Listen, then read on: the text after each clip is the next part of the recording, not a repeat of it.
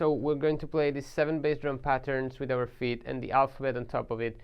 The alphabet means, for me, playing all the 16 notes combination possibles that we can play on top of this. So the first 16 notes, second 16 notes, third and fourth, then a couple of first and second, third, fourth, and so on.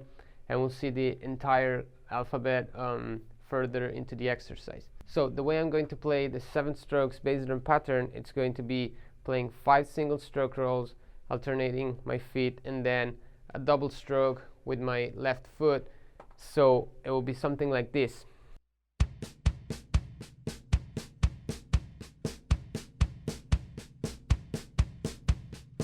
As we can see, with my right foot, I'm just going to play single stroke rolls, and this is going to be my main reference for this pattern, meaning that I will just keep in mind this 3 bass drum and I will play everything else on top of it, because it'll be easier for me to just hear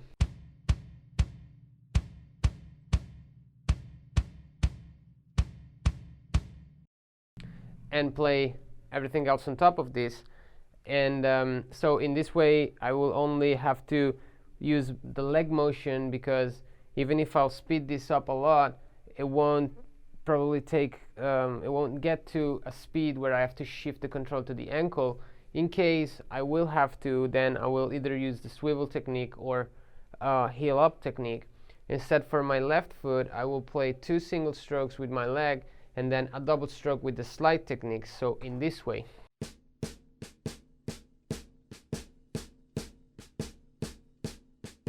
So the good thing about the slide technique for me is that it allows me to have even sound among the strokes, so I don't have any stroke louder than the other, and it allows me to keep the leg motion going even in the double stroke, because it's still going to be a leg motion with the adding of a tap stroke with my ankle. So the main muscle will always stay in the same timing, and that will help me to stay in time, so I have a good timing.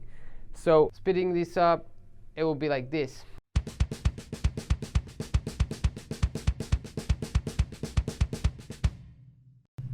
Okay, perfect.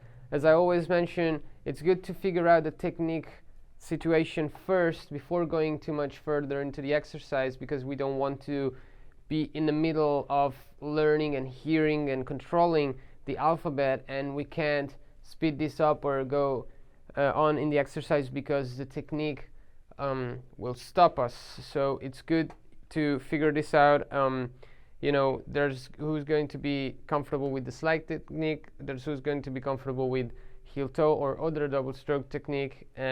Just to make sure that you understand this and you speed this up before, and once everything is set, you can start playing the alphabet.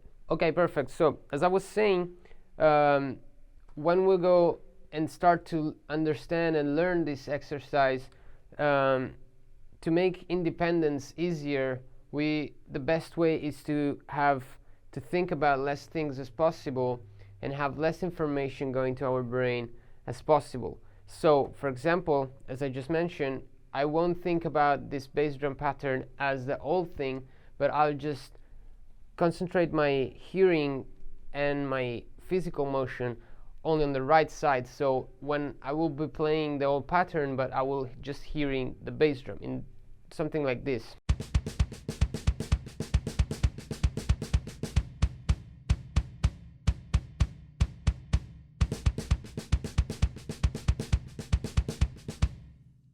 Okay, so if we start to put, for example, the first accent on this pattern, and we will start to understand this dividing the hearing. For example, we can start, I'll do an example and we can start to understand the difference, why it becomes easier. So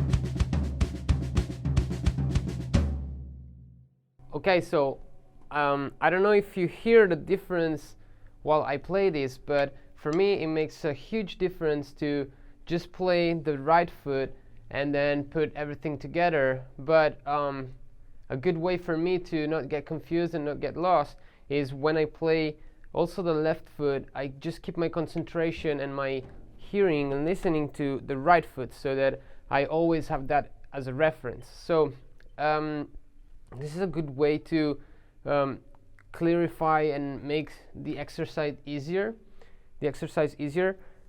And we can do this with all the other accents, and anytime we get stuck in the exercise, this is a great way to figure out exactly how it is. So getting rid of the left foot first, and then all the taps, unnecessary taps or extra taps of the snare. So in this case, all the taps that were played after the accent. So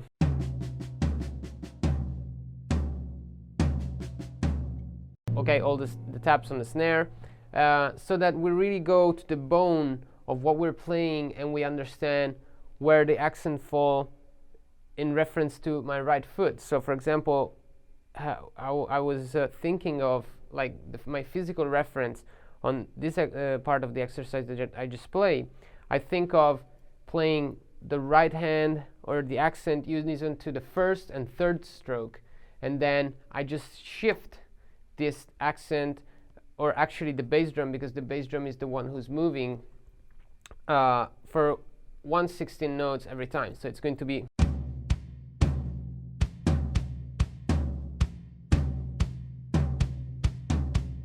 I have this memorized, and this is a physical reference for me because I know exactly where the accents land. And then I memorized all the other accents so that I have perfect control of this whenever I will improvise on top of it.